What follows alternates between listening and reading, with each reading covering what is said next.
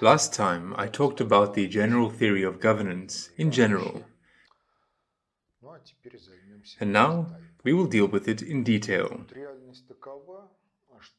The reality is such that errors in setting of objectives are one of the most significant, in statistics, reasons for the collapse of governance.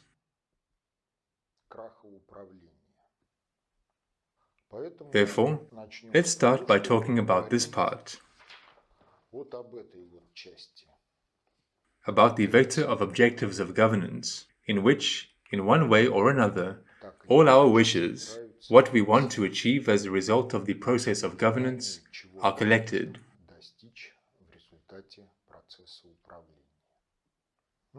In mathematics, the definition of a vector is widely known to everyone. In its most general form, a vector is an ordered list. And accordingly, the vector of objectives is also an ordered list of our wishes. It's ordered in accordance with priorities, in accordance with the significance of those wishes, those requirements that we have for the results of the process of governance. That is, in the first place, we have the most significant for us objective, the impossibility of realizing which renders participation in governance meaningless. And, in the very last place in it, we have an objective which can be discarded first, if the entire set of objectives cannot be achieved for one reason or the other. The objectives in the vector of objectives of governance, particular objectives, are ordered in descending order of their significance for the governor. What does this mean in practice? In practice, this means that if two governors have the same set of objectives, but these objectives are ordered differently by priorities, then, if it's impossible to achieve the full set of objectives, between them there will be conflicts of governance, conditioned by what is located on the highest priorities and what on the lowest priorities. Therefore, if we juxtapose the vectors of objectives of different governors who co-participate in some way in a common for them process, then we can introduce the concept of the depth of identity of the vector of objectives. That is, these are those first few elements of the vector of objectives of theirs that coincide.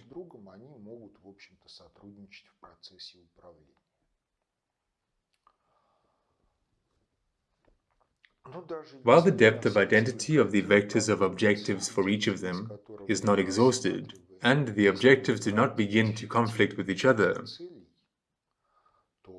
they can cooperate in the process of governance.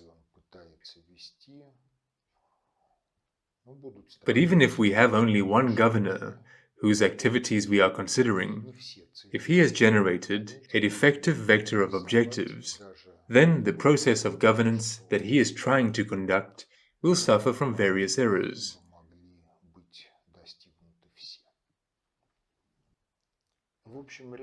And not all the objectives that he has outlined he will be able to realize, even under the condition that with a different governance they could all be achieved. The reality is such that in life many things are interconnected. Last time I already spoke about the conflict of objectives of the type the wolves are fed and the sheep are safe. That this may result, by default, in the death of one of the shepherds. This is one of the variants of the defectiveness of the vector of objectives, when conflicting objectives appear in it, and there are no objectives that would ensure the resolution of this conflict in an acceptable for governance way. Sometimes it can happen in such a way that the subject governor erroneously perceives the surrounding reality, as a result of which, in him, the illusion arises that the chosen by him set of objectives can be attainable. Just imagine a situation. You are on a boat, in a river, looking for a place for a picnic. There is a turn on the riverbed, and as a result, the right and left banks open up in such a way that there is an illusion that there is a very good place for a picnic there, and you try to get there. As you get closer, it turns out that part of this good place is on one side, part of this good place is on the other side. And as a result, you are carried away by some illusory objective.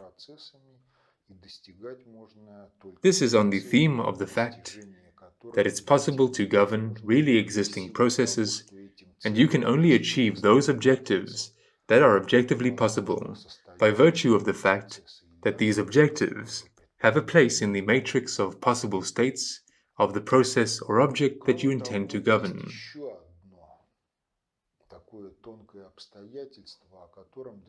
In addition, there is one more subtle circumstance on which far from everyone ponders.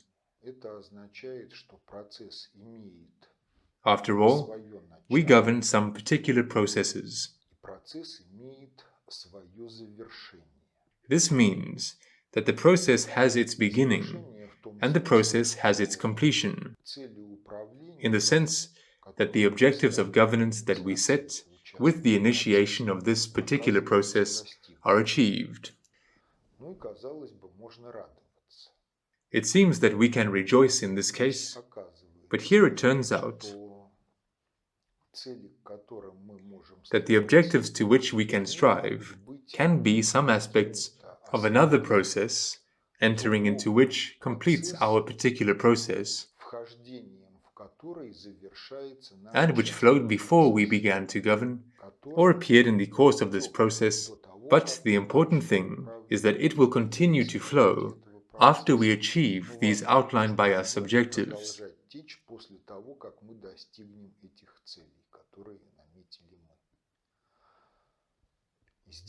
Here the following question arises. What will happen next? Will this satisfy us or not? Because if we set ourselves the objective of not being late for the Titanic, which leaves on its maiden voyage to America, and successfully achieve this objective, then this means that we will deal with very big problems, and it is not guaranteed that we will solve these problems.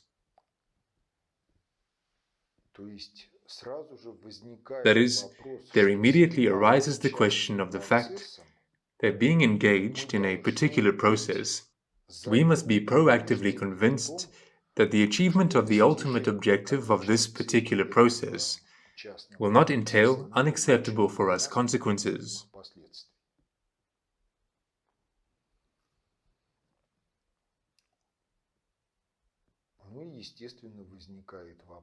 And, naturally, the question arises, how to ensure this very conviction?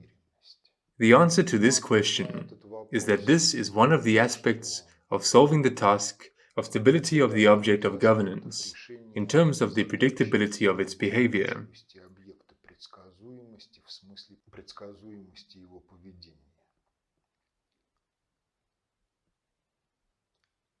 How is this task solved in practice?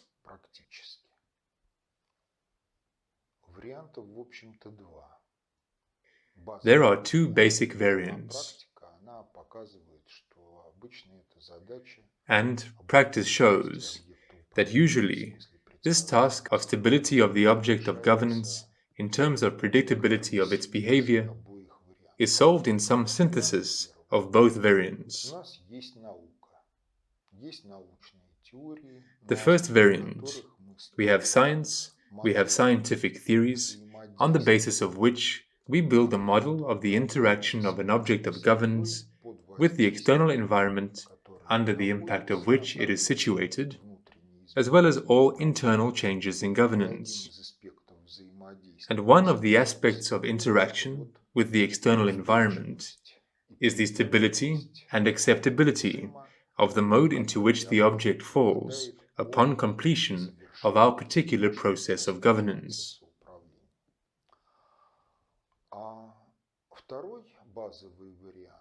And the second basic variant is what is called intuition. Moreover, if we correlate both variants with each other, it turns out that intuition is a higher priority instrument for solving the task of stability in terms of predictability of behavior than science. Why?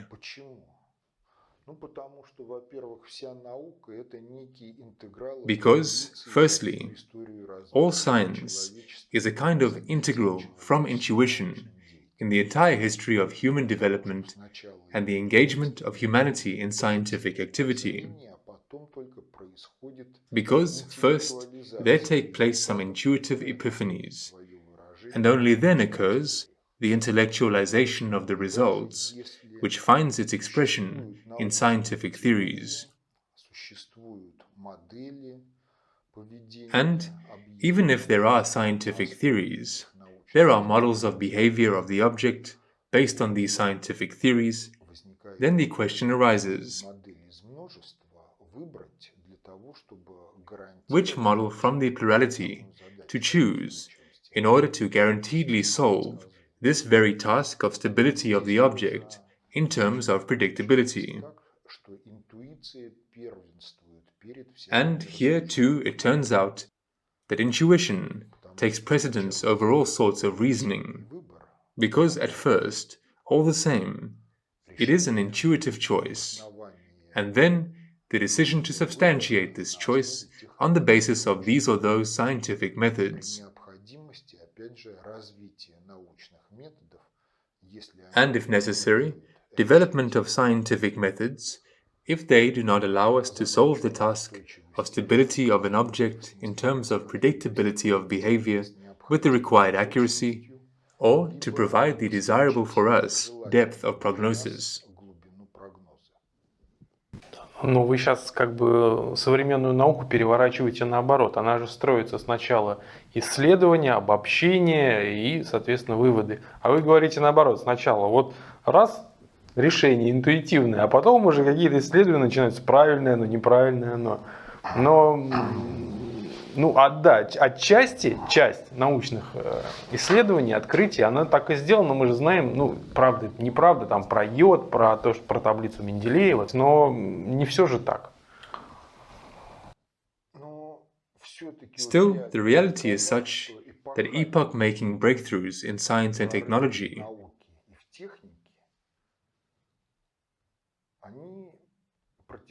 proceeded according to such a theme that the presentiment of the discovery Но оно на чем-то строилось. Человек. Maybe it was not built on anything, because Ford once said that a specialist, a professional, is a person who knows why something cannot be done.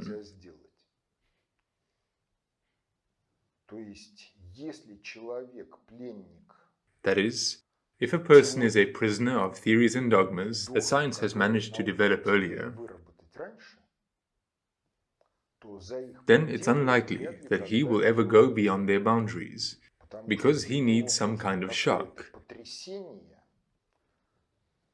under the impact of which he would forget about everything that he was taught at school,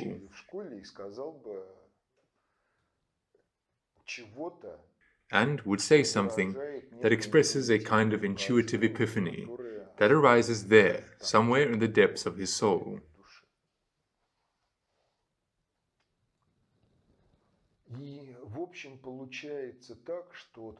And it turns out that the concept of the stability of an object of governance, in terms of predictability of its behavior, is perhaps the most paradoxical concept.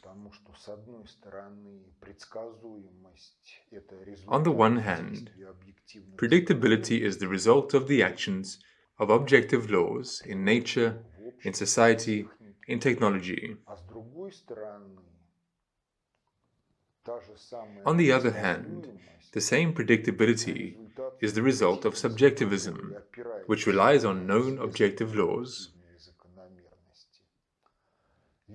or reveals some new objective laws, and sometimes does not reveal them, but simply does things. For example, there are many people who ride a two-wheeled bicycle successfully. Ask any of them to go up to a whiteboard and write a differential equation according to which a two-wheeled bicycle cannot fall. They will not cope with this task.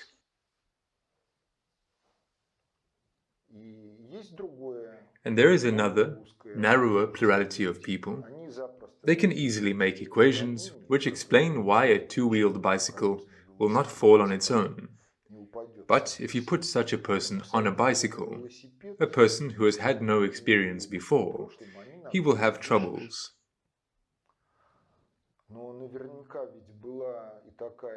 But for sure there was such an era when someone said, "The bicycle will be two-wheeled." Then they laughed at him and said, "Look, the cart has four wheels, but take two wheels off it, what will happen?"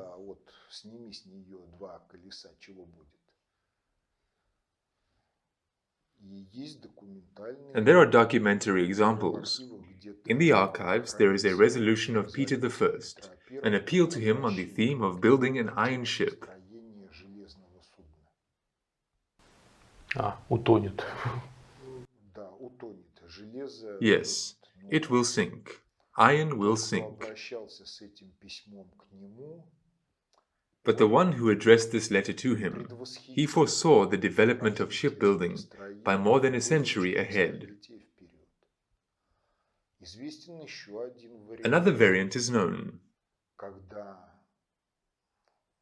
When the person whose aphorism I referred to in the previous conversation, Napoleon, the phrase "to govern is to foresee" belongs to him, he could not solve the task of stability in terms of predictability when an inventor named Robert Fulton came to him and suggested making a steamer.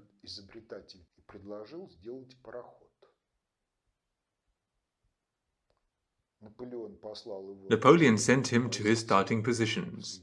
He went to the USA and made a steamer there.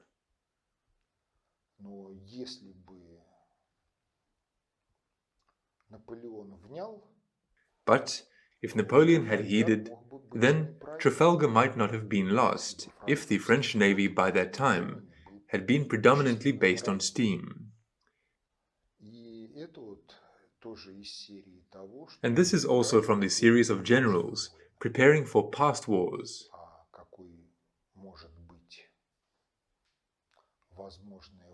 And what a possible war could be in the future, generals usually do not know about this.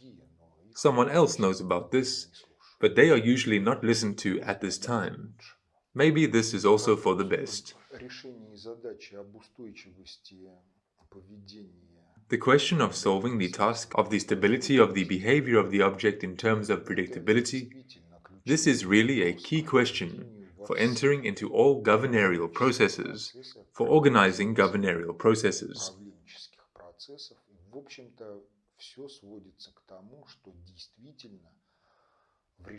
And it all boils down to the fact that in solving this task, the objective and the subjective are paradoxically intertwined, and in relation to the task of governance, the border between the objective and the subjective disappears.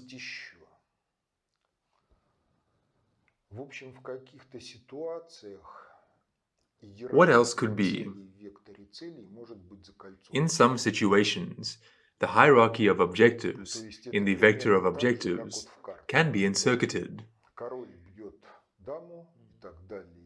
It's about the same as in cards.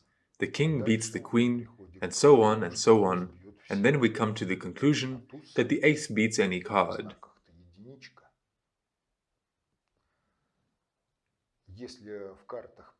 And the ace in signs is 1.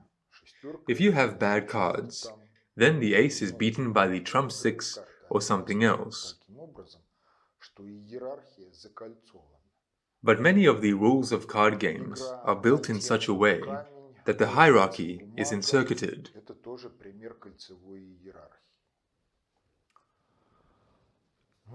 The game rock, paper, scissors is also an example of an encircuited hierarchy.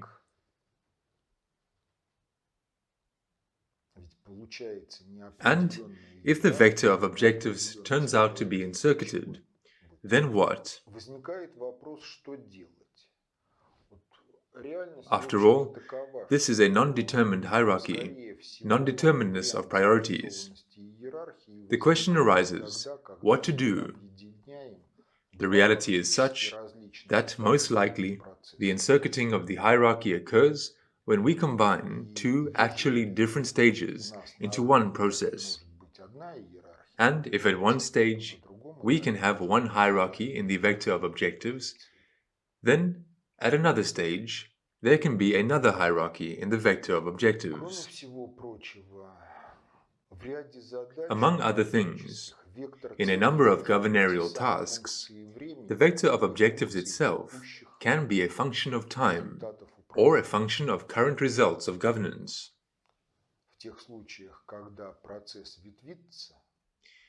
In those cases when the process branches, then this is one of such variants when the vector of objectives in the broadest sense becomes a function of either time or current results of governance.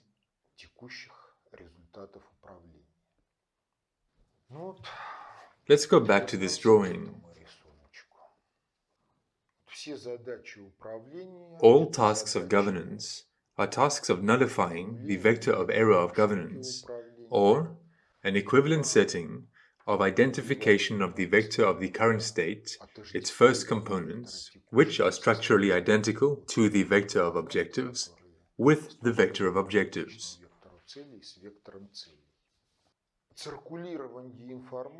Circulation of information in the process of solving this task is described by the conception of governance. And when the conception of governance is implemented, that is, it is introduced into life, then some elements must be carriers of algorithmics of governance.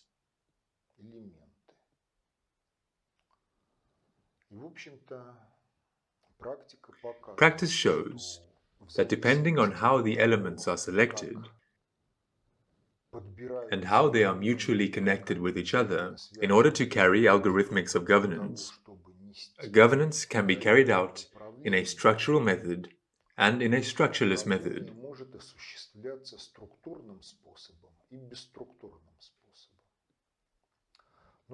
The structural method is clear to everyone. There are functionally specialized elements. There are interconnections between these elements.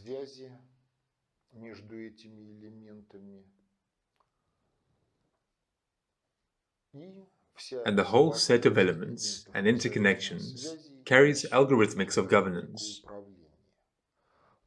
Why was this method of governance called structural?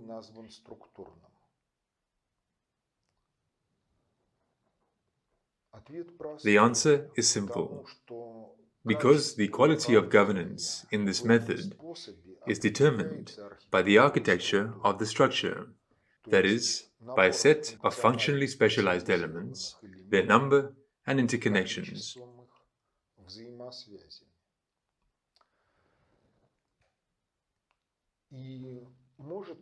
And it may turn out that even if you assemble the structure from extremely functional elements, to which there are no complaints about the quality of each of them,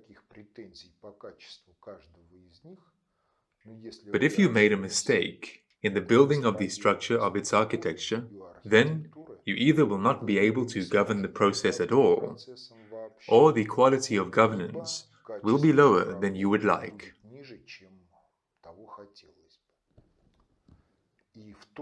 And at the same time, if the structure is built without error in relation to the algorithmics of governance, but it is selected from elements with a minimum level of functionality. Then, while the owner of a very good element base is not able to solve tasks, you will solve the tasks in a completely acceptable way.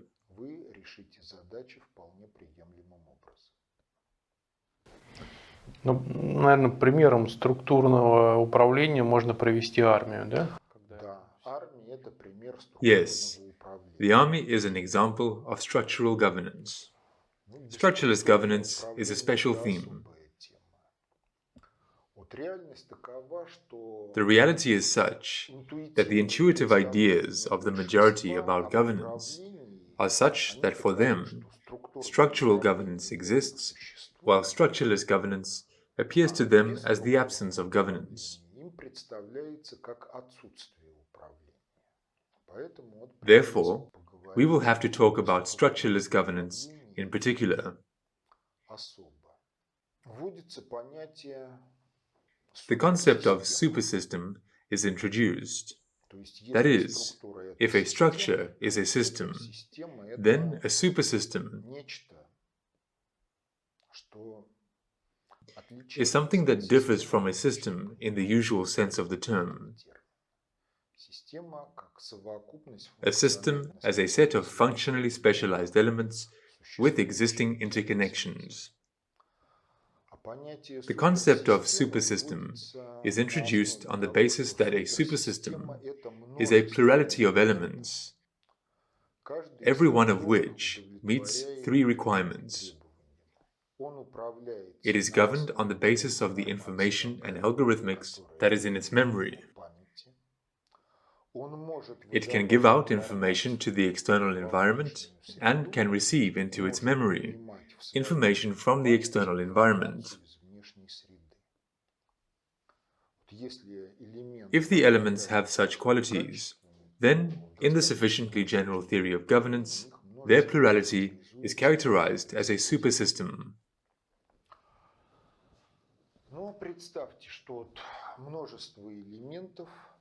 Imagine that a plurality of elements self-govern in some way, interacting with the environment in which this plurality is situated and interacting with each other.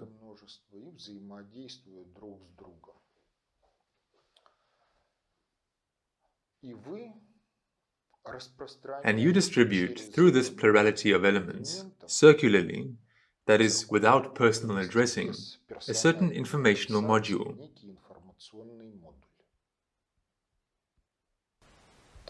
Ну что, в этом сезоне модно такие-то туфли на высоком каблуке. Да. Вот и все.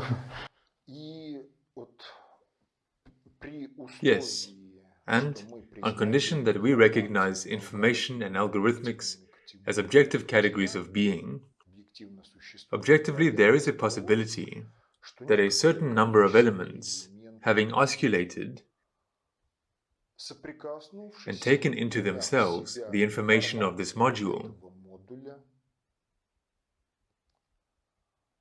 will form a certain structure that will carry algorithmics of governance and achieve certain objectives with the necessary level of quality.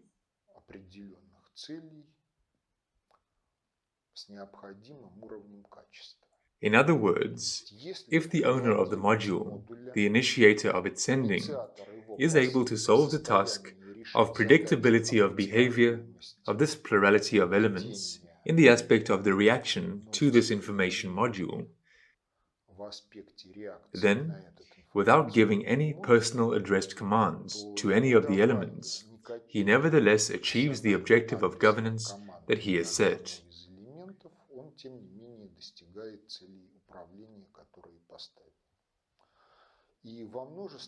And in the plurality, more than one structure can take shape. They may not be identical to each other, but, nonetheless, the plurality can generate itself into a certain sub-plurality of elements that will form a certain number of structures that implement the algorithmics of governance in relation to the objectives set by the owner of this module.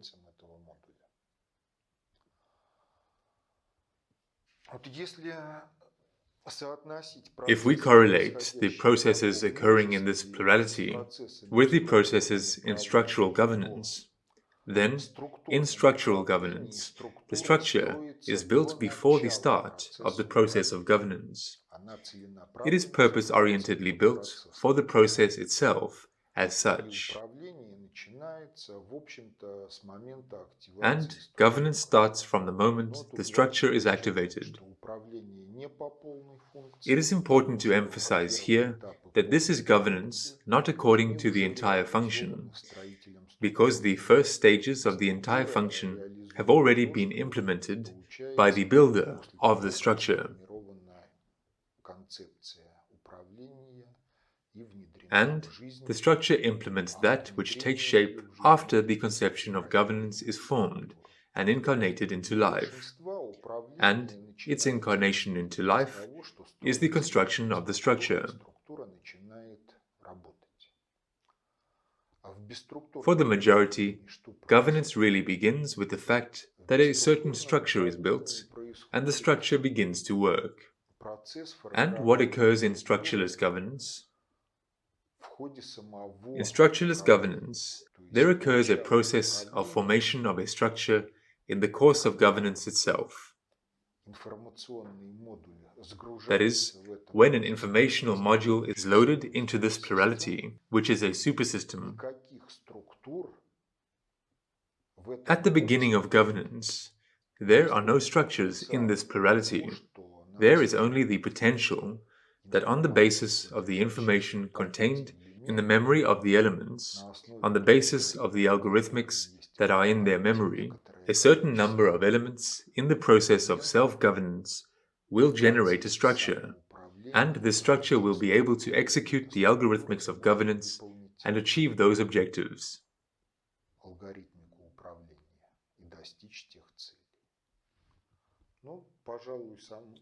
Perhaps the most common known example of structureless governance is a bus without a conductor.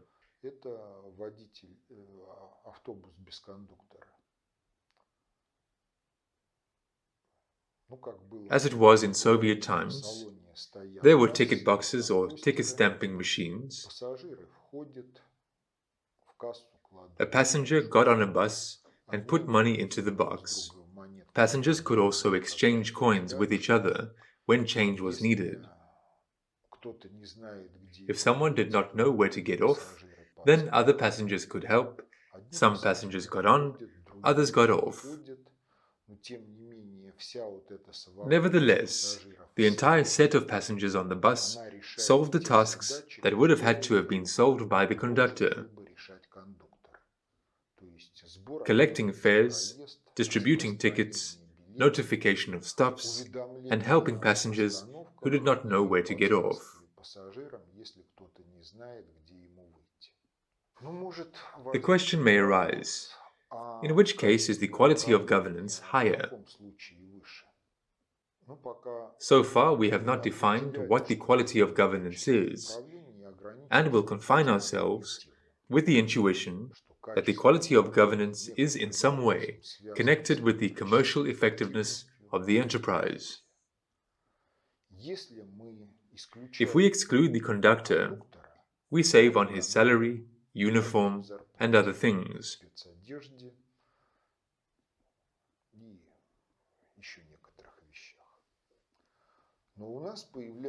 But we have additional bus hoppers, and we need to increase the number of controllers so that they appear more often on buses. And it's possible somewhere to reach an optimum when a system without a conductor will be commercially more effective than a system with a conductor.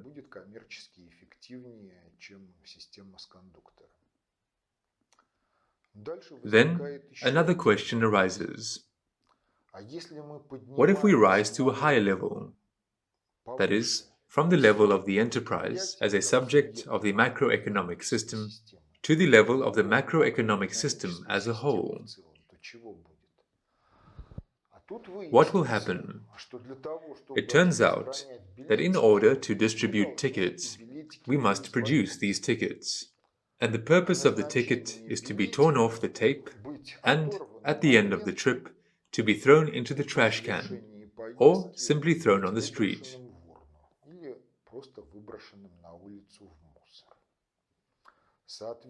Accordingly, in the encompassing system, we have additional costs connected with the production of tickets and the collection of additional garbage in the city.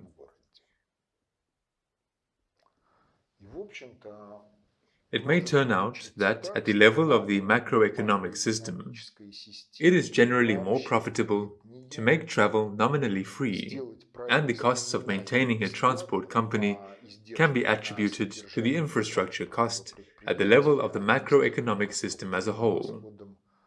But this is no longer a liberal market economic model. This is a different conception of governance towards the economy.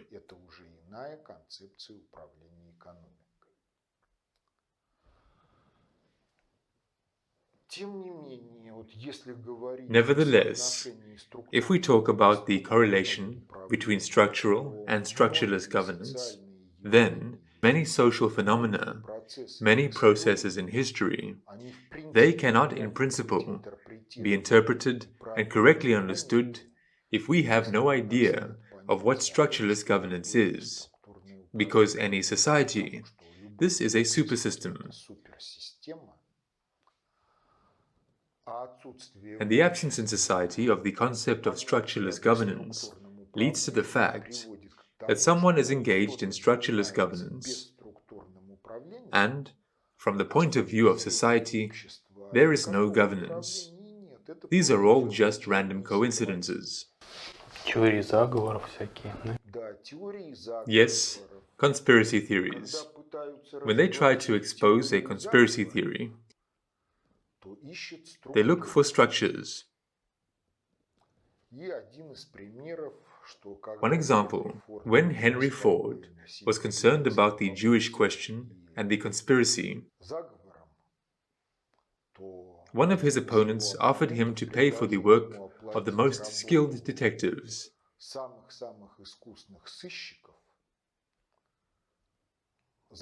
whose task was to find the structures of this conspiracy. If there is a conspiracy, but it's implemented in a structureless way, then what structures can the detectives find?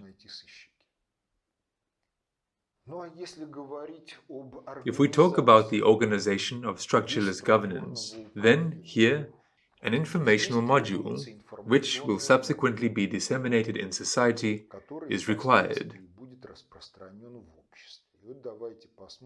Let's see how, from the standpoint of the sufficiently general theory of governance, with recognition of the possibility of carrying out of structureless governance, many things look in the global historical process.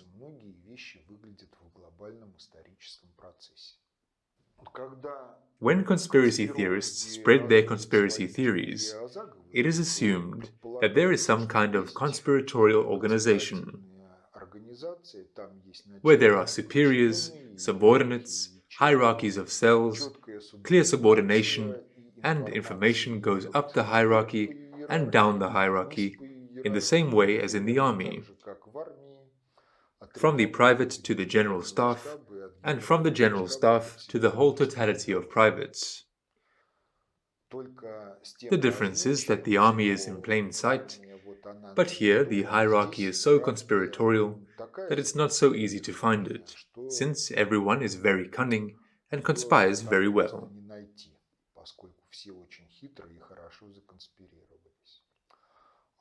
If there is a concept of structureless governance, then everything looks completely different. Someone generates an informational module and casts it into society. As a result, on the theme of this information module, connected with real or imaginary problems of society, there begins the publication of heterogeneous literature, which in principle can be addressed to different target audiences.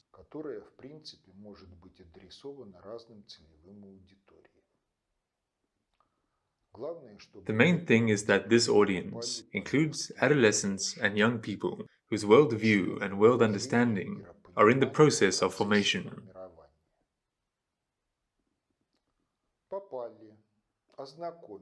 They get acquainted with this information.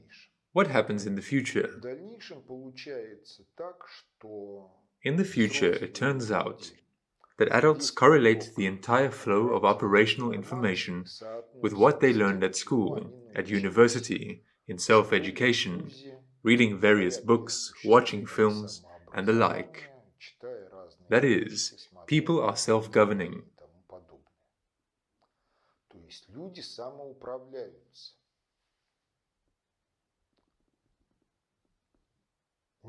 Nobody gives any commands to any of them.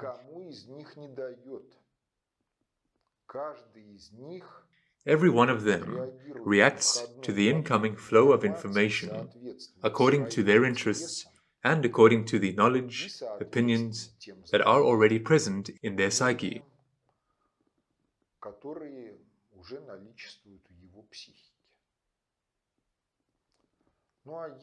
If the ideas that were uploaded into these publications, which formed their worldview, were purpose-orientedly designed for the solution of some tasks, then, acting independently on the basis of the worldview which has taken shape in them,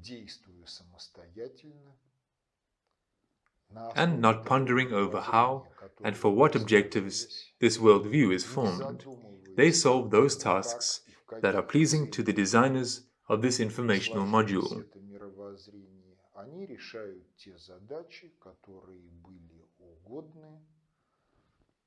But they solve these tasks themselves, as if independently of anyone, without the execution of any direct orders and all that.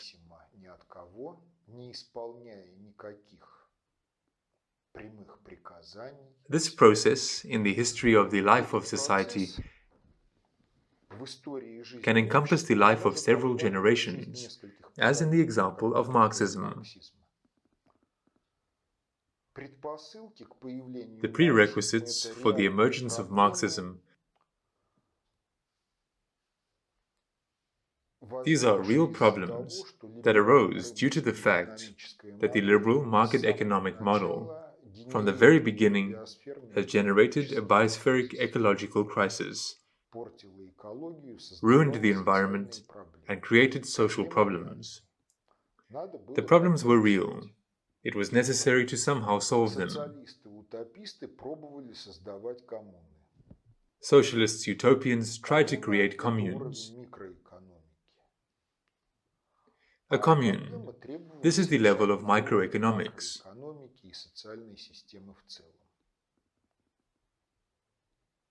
But the problem required solving at the level of the macroeconomy and the social system as a whole.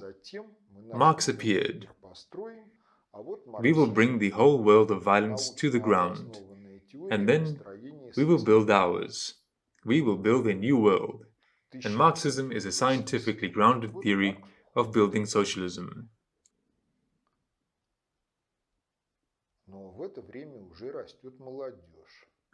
In 1883, Marx passed away, but at this time, young people were already growing up. The first volume of Capital had been translated into Russian and published in 1871. Lenin was so small that he could walk under the table. Stalin and Trotsky were not even planned to be born. Kids were growing up. They were reading books. But, by strength of the peculiarity of education, the idea was arrived at that Marx's teaching is omnipotent, because it is true. They became the leaders of the revolution, and the revolutionary crowd, this was the following them generation that hung, on the one hand, on the words of the leaders, and, on the other hand, they also read the classic authors of Marxism, but already with the addition of Leninism or Trotsky, whoever you like better. And the process went on by itself. And if there is no understanding of structureless governance, then the process seems to be ungoverned and historically emergent, in accordance with which, through a chain of randomnesses, a certain regularity paves its way, if we use the words of Marxism. Yes, a regularity paves its way through a chain of randomnesses. Only above this mass of randomnesses, there stands a something that initiated structureless governance.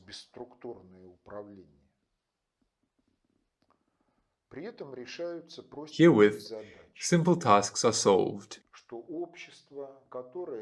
That the society that will overthrow bourgeois liberalism and capitalism on its basis, as before, should not have sovereignty as the ability to self-govern according to the entire function. How is this achieved? It is achieved through the following. Dialectics, as an instrument of cognition, is replaced by logic. In Marxism, there is not a word about the organization of governance, and the political economy of Marxism is metrologically inconsistent, since such categories of it as necessary labor time and surplus labor time, necessary labor, surplus labor, necessary product, surplus product, they cannot be measured in economic practice. Take Zhuganov to any workshop and ask him to say when the necessary labor time ends and the surplus labor time begins. Ну, это ж можно посчитать, наверное. Calculating is another thing. If we talk about calculating, then these are evaluations. All that we can build governance on is either direct measurement or evaluations. Evaluations differ from measurement in that evaluations are always a product of the processing of some data through a certain algorithm. That is, in order that there would be an evaluation, it is necessary to possess the initial data and an algorithm for their processing. And the initial data, which are used as the basis for the evaluation, must be metrologically consistent. In other words, everything must be measurable. And the algorithm must be correct from the point of view of mathematics. Because, for example, you are dealing with real processes, and the algorithm offers you to derive the square root of a negative number, then, with this algorithm, you have come out somewhere not right. So, this algorithm is not for these tasks, which are described by real numbers, both in terms of initial data and in terms of results. Evaluations are always constructed, and constructed subjectively, because the sets of initial data that lie at the basis of the evaluation are selected, and the algorithm that transforms the initial data into an evaluation is also selected.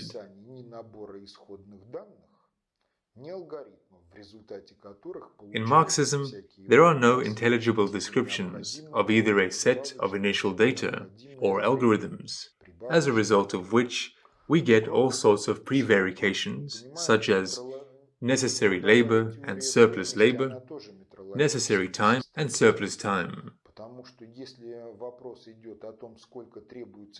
Among other things, the labor theory of value is also metrologically inconsistent, because if we talk about how many diggers are required to dig ditches of such and such a length, such and such a depth and width, and at such and such a time, then, yes, it is possible, knowing the nature of the soil from the experience of past years, to say how many diggers are required.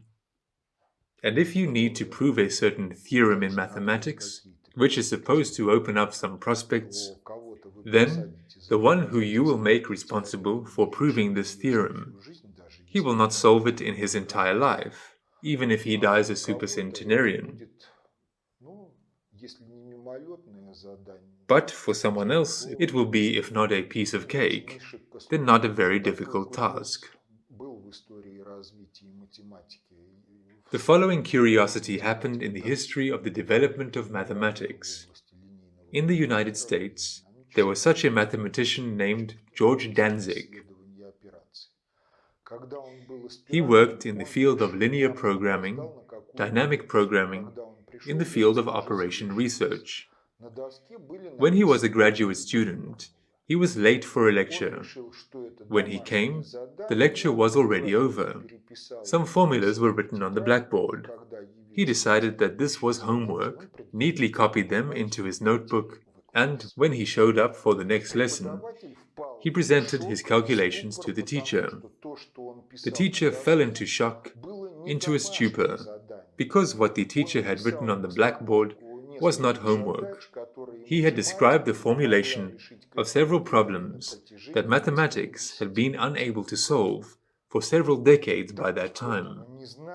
Danzig, not knowing this and not having complexes on these themes, somewhere there in the dormitory, in passing between activities of a graduate and leisure time, solved these two problems. These are examples of the fact that the labor theory of value really does not work. And the spheres where it is applicable are very limited.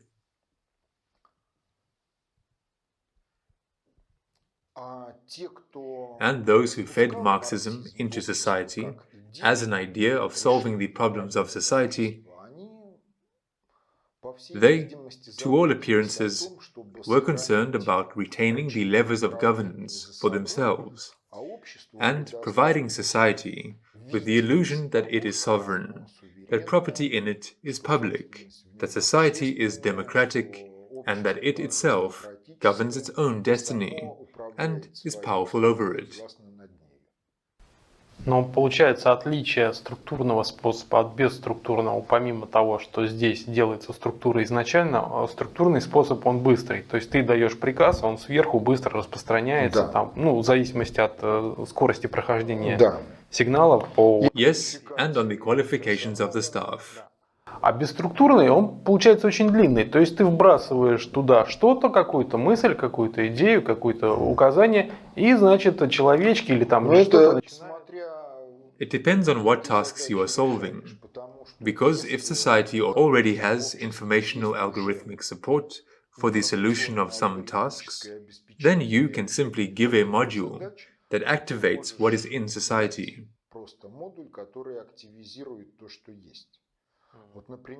On the example of Marxism, I was simply showing how the entire function of governance is realized in a structureless way, how the task of eliminating bourgeois liberalism on the basis of Marxism is solved. It is solved by throwing in information, and it's solved in a structureless method over the course of the life of several generations.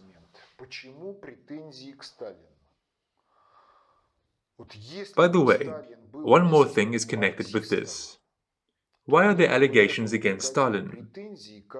Had Stalin been a true Marxist, then there would be no allegations against him, just as there are no allegations against, say, Cromwell, Napoleon, or someone else whose governance did not differ, to put it mildly, by bloodlessness and cleansing of society from those who were, for one reason or the other, unbeneficial. Had everything been like this, had Stalin been a Marxist, then we would know him as a classic of Marxism-Leninism, a great intellectual, the successor of the work of Marx, Engels, Lenin, and so on. But 6 months before his assassination, Stalin wrote and published a small work, Economic Problems of Socialism in the USSR. And there, among other things, he writes that what is written in the political economy of Marxism does not correspond to our socialist reality, and our economists should abandon some Marxist categories. I mean such categories as a necessary product and surplus product, necessary labor time and surplus labor time. Here are just a few words. These words are a death sentence to Marxism. Why? Because Stalin pointed out the need to remove metrologically inconsistent categories from Marxism. But if they are removed, the entire Marxist political economy crumbles. What follows? Everyone was taught that Marxist political economy is the result of the application of the dialectical method of cognition by Engels and Marx to the analysis of production relations in society. Accordingly, if political economy is defective, then, at the next stage, the question arises of revising the method that generated this political economy, and all of Marxism collapses as an allegedly scientific instrument for building a socialist society in which everyone is free, there is no exploitation of man by man, and everything is generally good. Stalin, factually, buried the Marxist project, as a result of which bourgeois liberalism remained, and the problems generated by it remained. Therefore, it is precisely the murder of Marxism for which Stalin cannot be forgiven. And the reality is such that society is mostly thoughtless. Although the work was published for the first time in 1952, that is, even during Stalin's life, contemporaries did not understand this. But someone understood and gave the sanction that with this the time had come to end it. And Stalin was killed before he handed over power to someone whom he would consider his successor and the successor of the cause. Но возвращаясь к бесструктурному способу управления, в примере, что вы привели с марксизмом, очень это заняло много времени. Yes. От написания Карлом Марксом своего труда до построения первого государства. Yes. То есть, ну, как-то ты можешь не дожить до конца, пока цель твоя. This again leads to the question of the types of psyche structure. The reality is such that the types of psyche structure are capable of functioning in different ways. In what sense? In the sense that if everything is subordinated to instincts, then all objectives lie in the foreseeable future, within the boundaries of these very instincts.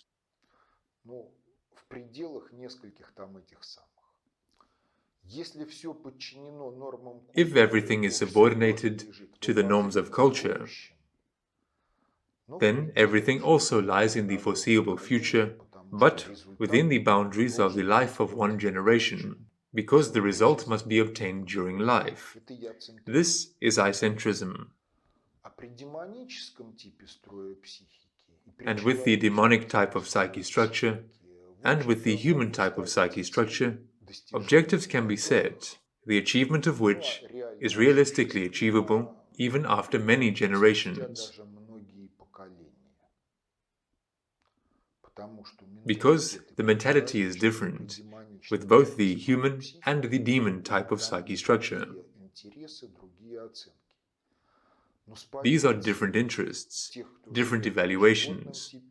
But from the standpoint of those who live with an animal type of psyche structure, those who are degenerated by various kinds of psychotropics into anti-naturalness, from the standpoint of a zombie, the result should be obtained during life. I should receive pleasure from the result in life. And the following does not fit into their mentality, that someone can work on projects that span several generations, or even several centuries and millennia. From the point of view of their egoism, this is meaningless labor. And, from the point of view of others who perceive life differently, it is them who are engaged in meaningless fuss in this world. Because the reality is that the assumption that life, and accordingly the functioning of consciousness, stops with the cessation of physiology and metabolism in the organism.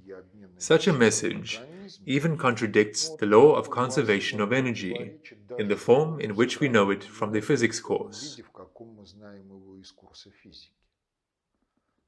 Because a living person is not only meat, bones, and physiological fluids, but also a biofield. And if physiology and metabolism stops, then the question arises, where does the biofield go? The biofield continues to exist. It lives its own life. There are other objective laws. And, independently of each other, in different cultures, certain time intervals are connected with death. 3 days after death, 9 days, 40 days after death.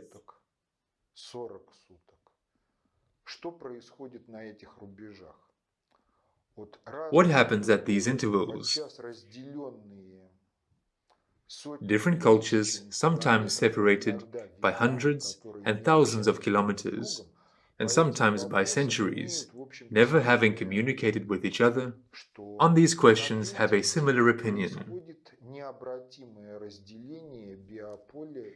That on the third day, there is an irreversible separation of the biofield and the biomaterial body.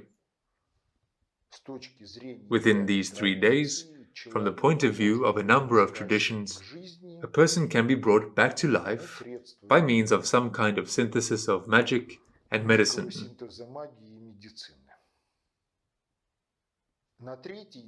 On the third day, the irreversible occurs, the separation of the biofield. The criterion for death in Tibetan medicine is the absence of an aura. The European medical tradition does not know at all what the biofield physiology of the organism is, and the criteria for death there are different. They have changed over the recent time. Either the absence of a pulse, or the absence of the encephalogram, or something else. And, in Tibetan medicine, there has been only one criterion for many centuries, the absence of an aura.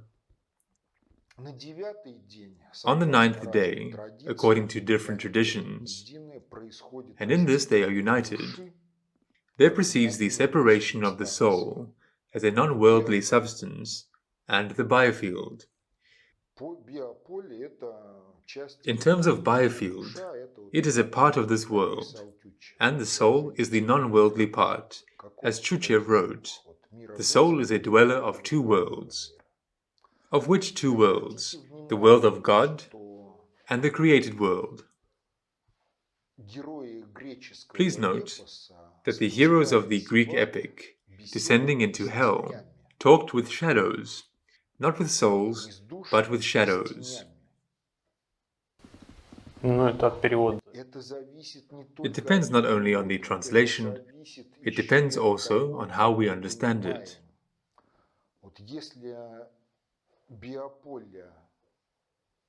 If the biofield continues to exist after the separation of the soul from the biofield, then the biofield is the repository of information. But the soul is the carrier of will. And the shadow is really the shadow of a person, in the sense that it's a duplicate of that information which it was. And it's possible to reach out for this information, which the heroes did, having previously fed the shadows energetically.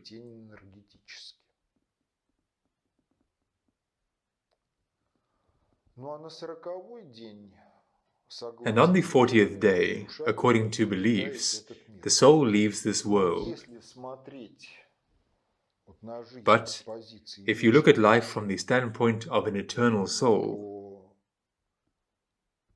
then prioritizing the pleasure of being in this world is, at a minimum, unreasonable. Because being in this world pursues some other objectives. In other words, This world is a school for the soul. It is a testing ground in which she must manifest certain nravious ethical qualities in order to then realize them somewhere else.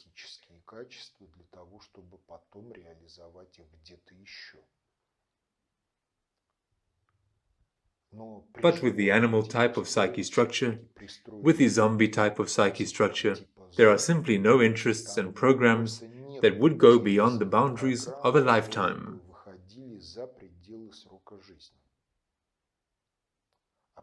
And with the demonic type of psyche structure, and even more so with the human type of psyche structure, there is no self-servingness connected with this world. Or it has a character subordinate to something else, and objectives can be realized in projects with a duration covering many generations of people.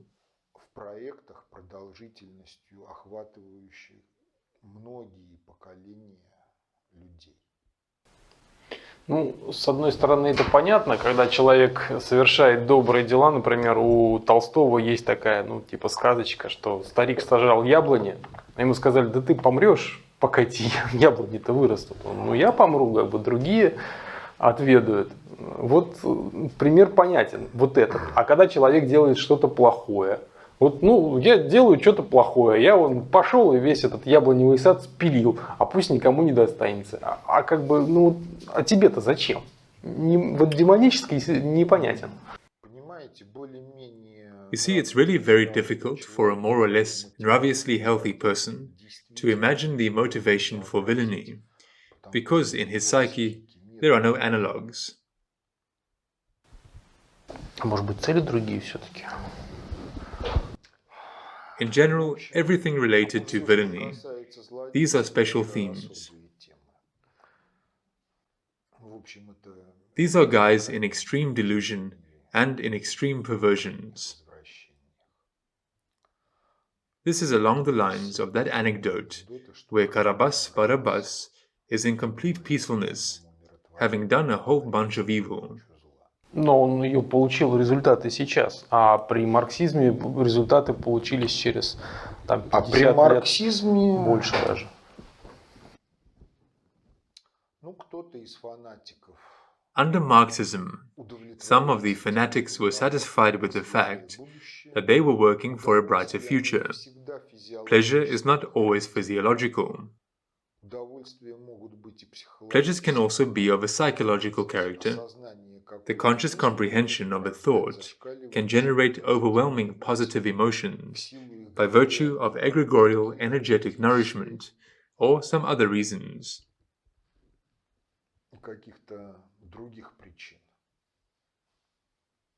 That is, it may not be related to physiology as such.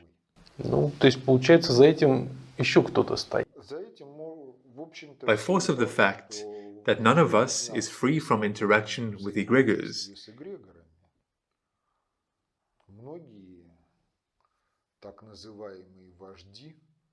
many so-called leaders received nourishment from the corresponding egregors and got intoxicated from it. And the experience of this kind of intoxication for them was desirable.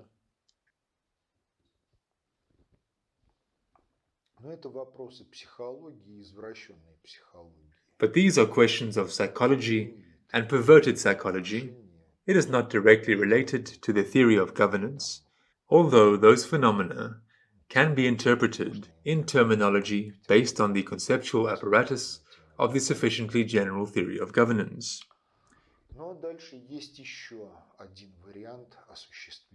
And there is another variant for implementing governance. Governance on the basis of virtual structures. What is it? This is when one supersystem is a subplurality of another supersystem.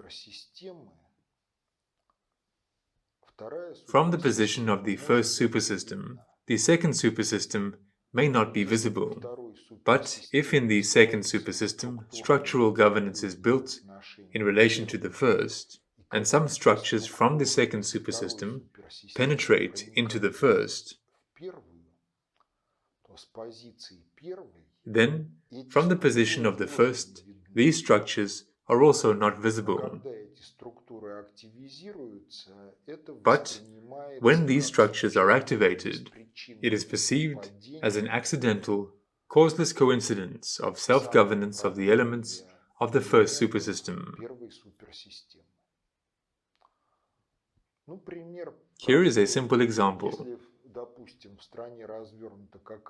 If, for instance, some kind of network of resident spies is deployed in the country, ordinary people do not know about the existence of this network and its owners, but when some kind of governance passes through the elements of the network, then seemingly disparate elements begin to act mutually cooperatively. As a result, some processes of governance are implemented.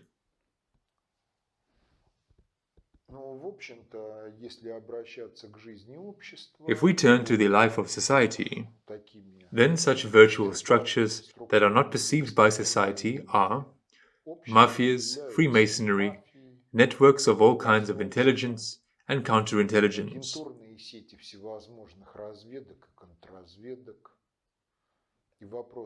And the only question is, which commands in relation to which objects, in line with which conceptions, pass through these hidden structures?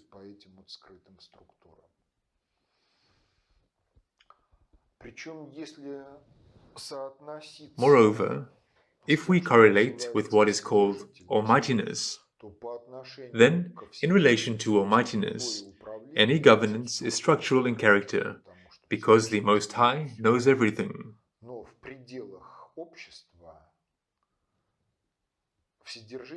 But within the boundaries of society, almightiness is also realized as governance on the basis of virtual structures, from the point of view of a society that is not involved in this governance, especially from the point of view of a society mired in atheism.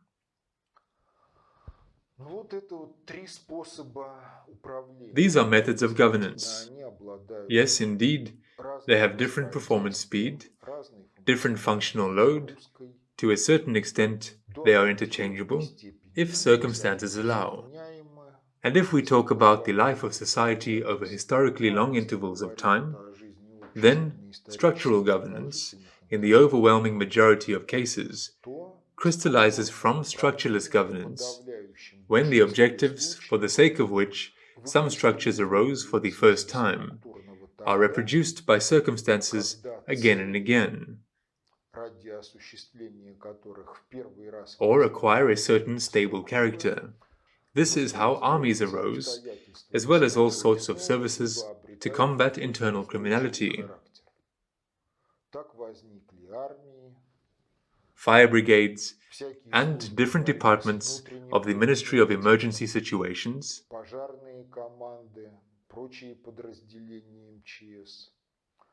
because when such structures are ready for action and maintain their professionalism, the reaction of society to every challenge turns out to be faster and more effective, rather than each time generating analogous in function structures on the basis of structureless governance.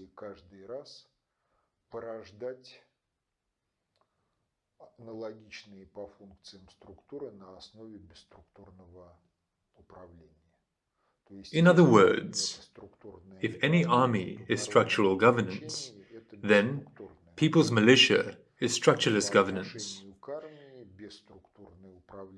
And in relation to the army, structureless governance in the form of people's militia is of an auxiliary character, although professional armies once in the historical past were born precisely from structureless governance and people's militia.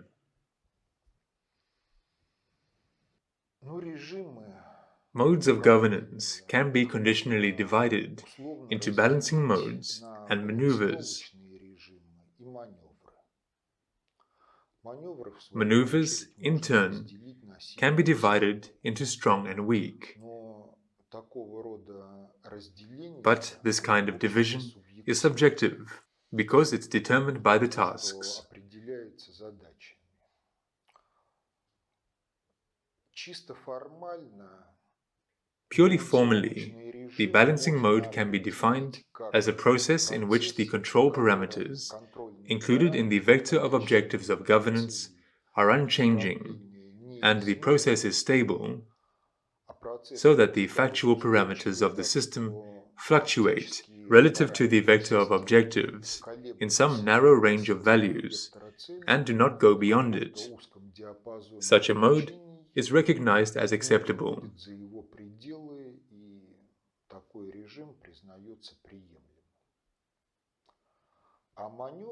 A maneuver can be defined as a process in which the control parameters change during this very maneuver.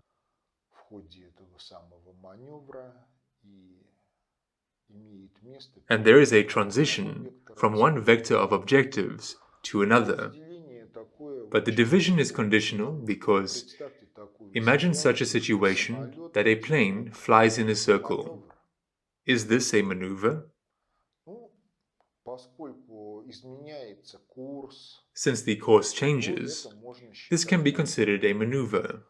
Well, if this is the Hercules S-130 aircraft with a gun installed on one side, and it flies around the target and fires at it from different directions, then such a circular flight is already a balancing mode, but in a different task. Такой круговой полет – это уже балансировочный режим, но в другой задаче.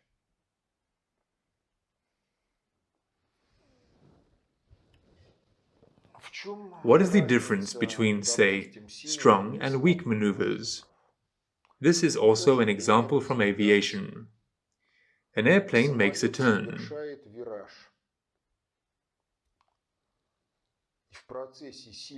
And in the process of a strong maneuver, the transverse component of the flow significantly affects its aerodynamic characteristics.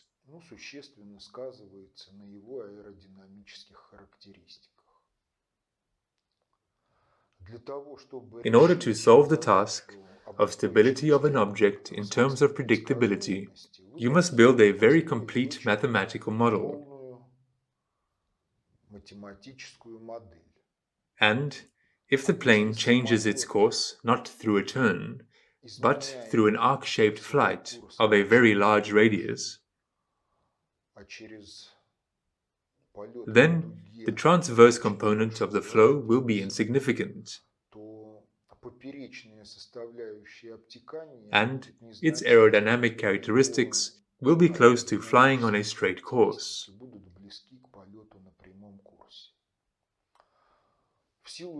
Due to this circumstance, you can simply exclude many elements of the complete mathematical model from the equations.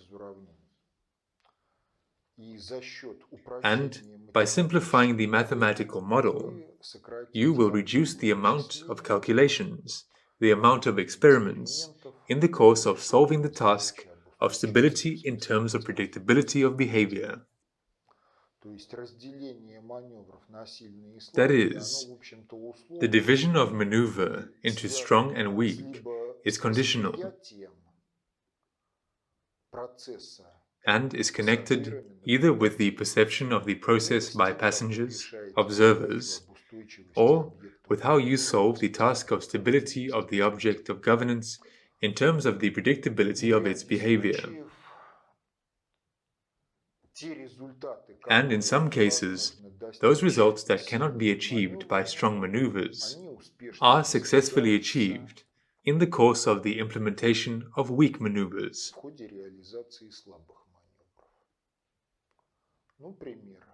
For example, if in 1953 someone had hinted that capitalism had to be revived in the USSR,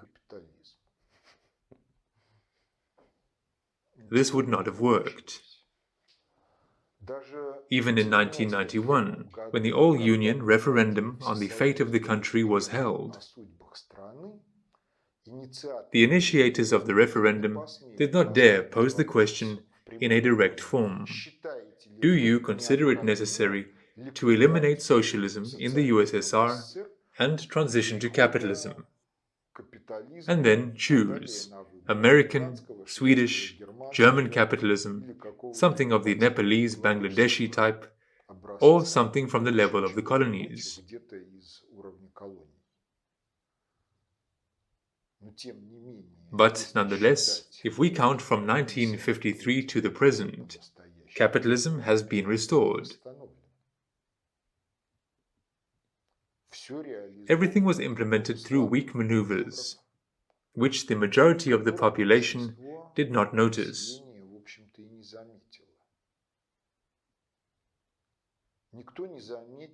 No one noticed how Nikita Sergeyevich Khrushchev liquidated the cooperative collective farm entail sector, and all property ended up in the state sector, thanks to which the structureless component of governance in the economy was eliminated, and the quality of governance immediately fell.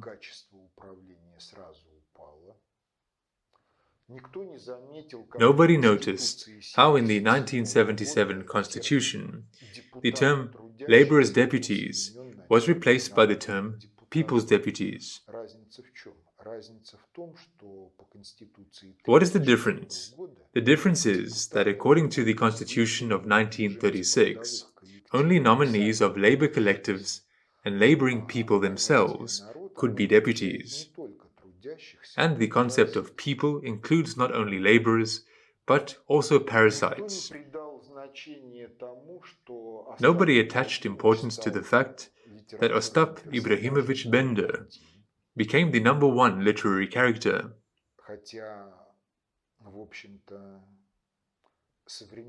Although since the time of Nikolai Vasilievich Gogol and Dead Souls, in fact, citizens should have understood that such subjects as Pavel Ivanovich Chichikov and Ostap Ibrahimovich Bender are people much more dangerous than the Grand Inquisitor of Dostoevsky, who frightened the intelligentsia for half a century for the simple reason that life under the rule of the Grand Inquisitor was of a certain character.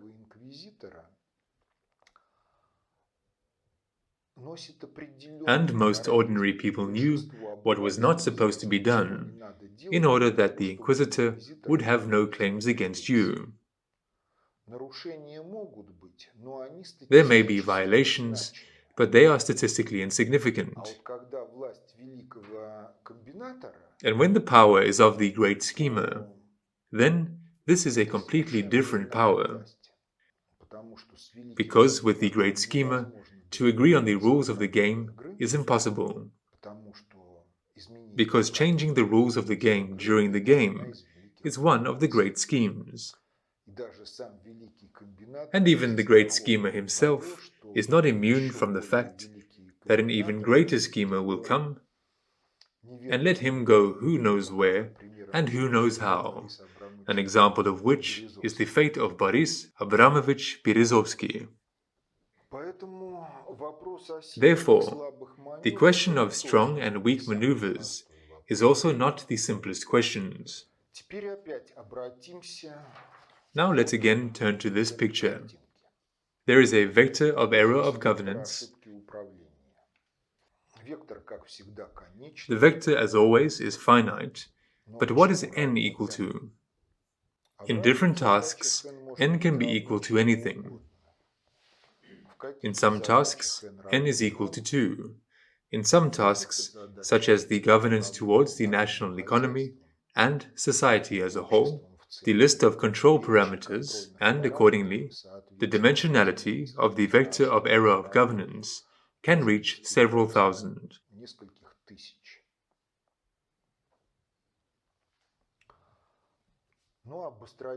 About the performance speed of consciousness, 15 bits per second, 7 to 9 objects at the same time, the question arises: how to control the flow of processes?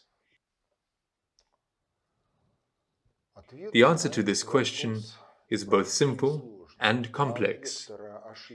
It's necessary to move from the vector of error of governance to a certain evaluation of it.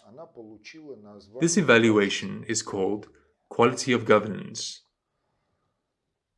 Качество управления – это оценка одним числом.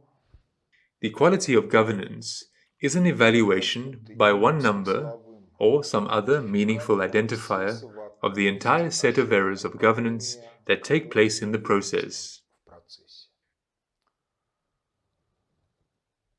Что требуется для What is required for the evaluation of the quality of governance?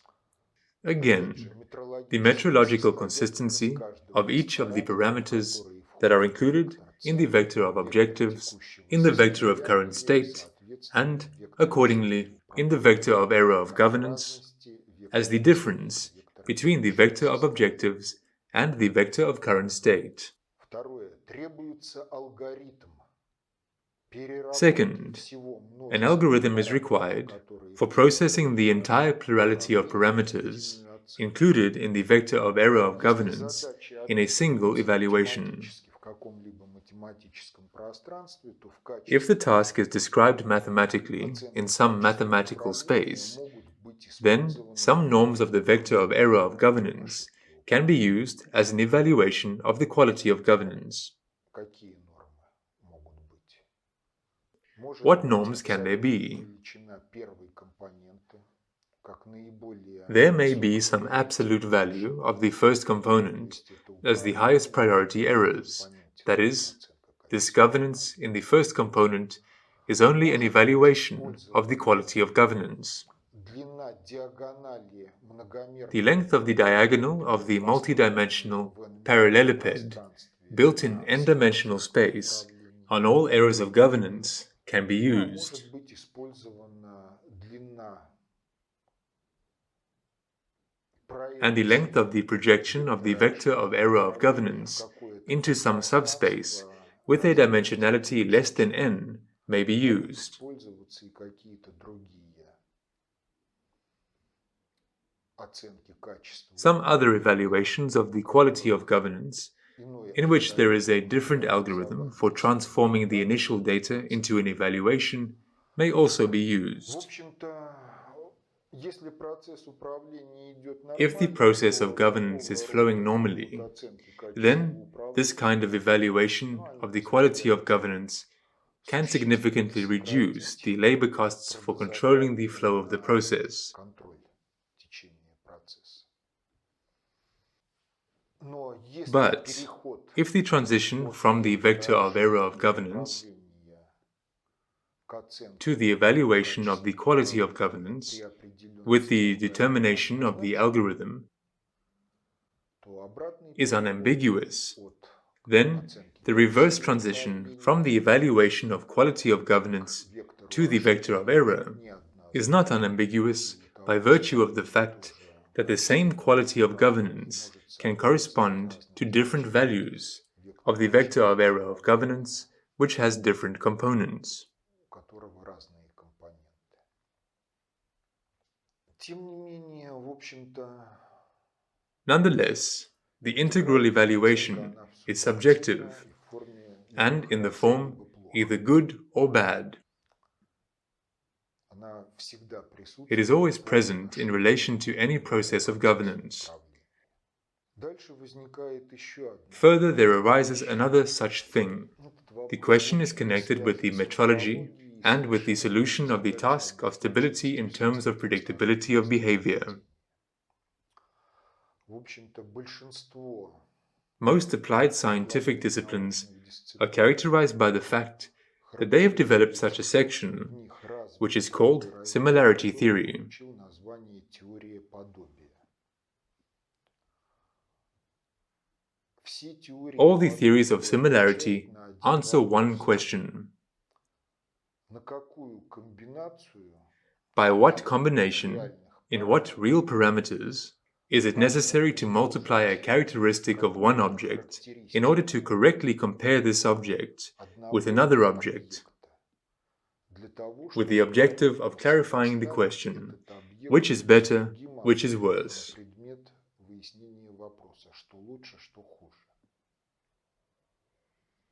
Ну, пример. For example, Хотите заполучить let's say you want to get a big большой Airbus. аэробус. The question arises about its aerodynamic characteristics, which will determine the required power, maneuvering characteristics. What to do? Take a wind tunnel, put a model like this Airbus in there, conduct an experiment. And then the question arises, okay, we got the characteristics of the model in the wind tunnel, but the Airbus will be of different sizes. How to recalculate? Thanks to the fact that similarity theory is developed in hydroaerodynamics, Airbuses exist and fly, and their real characteristics are close to those obtained as a result of recalculation from the model.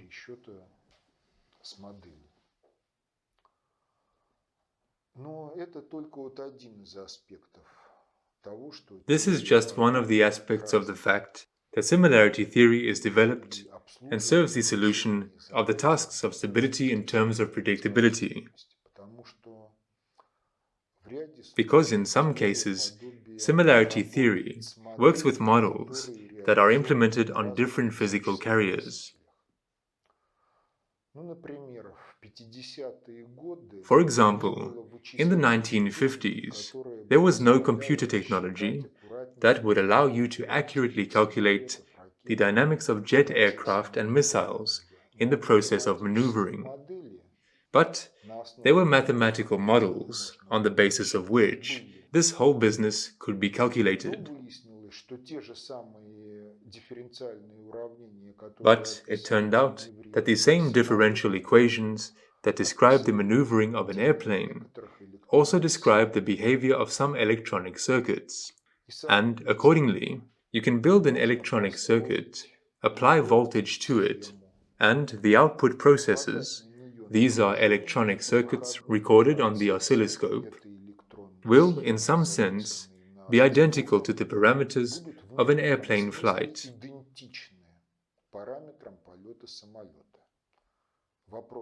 The only question is how to recalculate the data recorded by the oscilloscope into the real characteristics of the trajectory of the plane.